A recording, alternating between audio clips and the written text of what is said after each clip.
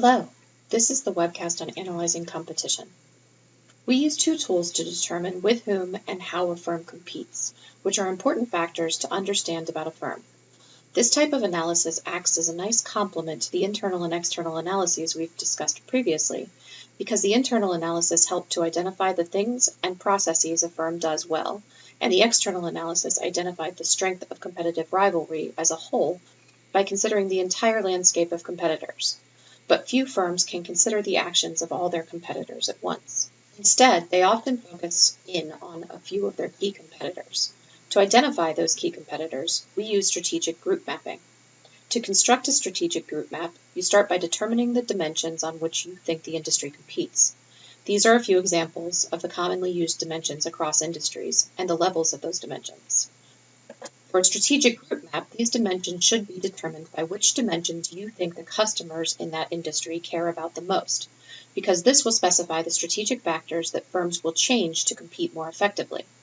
Also, picking the dimensions customers care about most is particularly important, because using different or less important dimensions will shift the strategic map and indicate groups that don't really directly compete. Consequently, it's important to spend time determining which dimensions key players in the industry use, and which two, only two, are the most important dimensions. Once you've done so, you array those dimensions on the X and Y axes as shown. For something like use of distribution channels on the previous slide, you might have three levels along one axis. Retail, wholesale, and internet are examples of those. Once you array the levels of your dimensions, you can start to place the competitors in an industry. Here, we're examining retail chains, which is a diverse group of competitors. You can see, though, that they start to hang together along the dimensions you chose. For example, Walmart and Kmart have wide geographic coverage and low prices. The size of the circle indicates the general size of the group relative to others. For example, as compared to the top group, Gucci, Chanel, and Fendi, which are high-priced in quality but with few locations, Walmart and Kmart's group represents much more of the business done in the industry than Gucci, Chanel, and Fendi, which is why their circle is so small in comparison. The benefit of a strategic group map of this type is that, when done properly, you can identify which firms you're trying to beat. In this map, it's pretty likely that Gucci's strategic team pays close attention to Chanel's actions, and they likely don't spend much time trying to beat Walmart's geographic spread. In this way, a good strategic group map can help to identify the strategic changes a firm needs to make to achieve competitive advantage in the smaller group it really cares about outcompeting. As for our second competitive strategy question, how do you compete? We can basically place every firm in the world in one of the 5 generic competitive strategy boxes shown here. The peach box contains firms that try to appeal to a broad customer base and to maintain low costs across the board in order to underprice rivals. The representative firm for this is pretty easily identifiable. And they're a great example of some of the important notes about this generic competitive strategy. Low-cost providers often have low prices, but the marker of users of this strategy is how low they cut their costs. Walmart is a great example of this. Famously, the CEO has broken lawn furniture as chairs in his office at headquarters because the local Walmart store was about to throw them away. Rather than pay for expensive office furniture, the CEO used the free furniture. This is a classic example of a low-cost provider. Further, it's predictive of how they will behave. Without macro-level enforcement, a low-cost provider will always seek to lower their costs, which means that they won't pay much to their employees, and they'll maximize part-time or even illegal labor because it's cheaper. This is the unfortunate side of the low-cost provider strategy. In contrast, firms in the green box attempt to offer products that have differentiated and better attributes to appeal to a broad group of buyers. A good example of this group is Target as it relates to their clothing and home goods lines. They've historically used partnerships with famous brands to provide low-priced versions of the designer's products to a wide audience, which has often been wildly successful for Target and helps to differentiate them from competitors like Walmart, who has never had a stampede during the premiere of one of their clothing lines. The lower line in this graph are firms that use a focused strategy to narrow their attention to a particular niche of buyers. This niche can be focused by customer type or geographic reach, among other factors.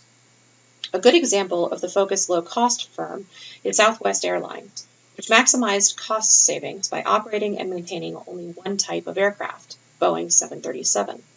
Simultaneously, they appealed to family and vacation travelers over business travelers because they only offered one class of seating. Where American, United, and Delta offered upgrades, first, and business classes for frequent business travelers, Southwest only offered economy seating. In contrast, the focused differentiation firms appeal to a specific demographic or geographic buyer segment by offering superior products. A good example of this generic competitive strategy is the Ritz-Carlton. Their buyers are typically affluent, and the Ritz tailors their hotels to meet the demanding standards of that group by offering world-class customer service. Knowing that they use this generic strategy helps to predict their strategic decisions, just as the overall low-cost provider designation foreshadows Walmart's decisions. Starting pay at the Ritz for everyone from corporate to front desk and housekeeping employees is significantly higher than the industry standard because they aim to keep their customer service standards high. You'll never find Pert Plus all-in-one shampoo in the tiny bottles at the Ritz.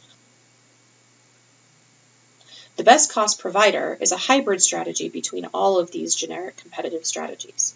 They're typically firms that try to keep costs low while appealing to value-focused buyers with a unique, attractively priced product. A good example of this is Lexus, which operates on Toyota's lean principles to lower operating costs.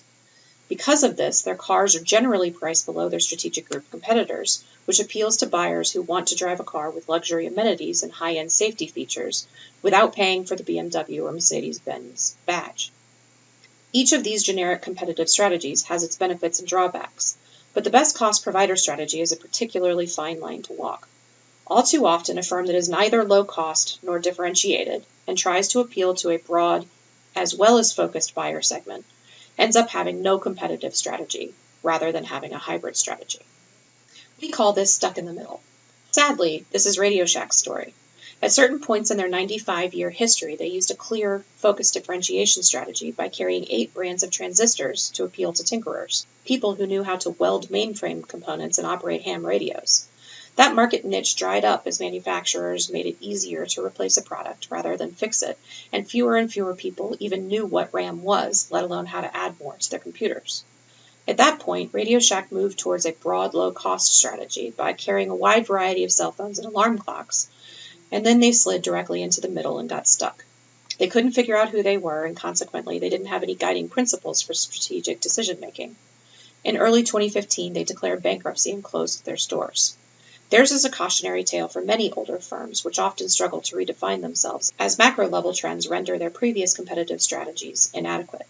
You can probably think of a few examples right now. This has been a review of how and with whom firms compete using the strategic group mapping and generic competitive strategy analytical tools. Thank you for your attention.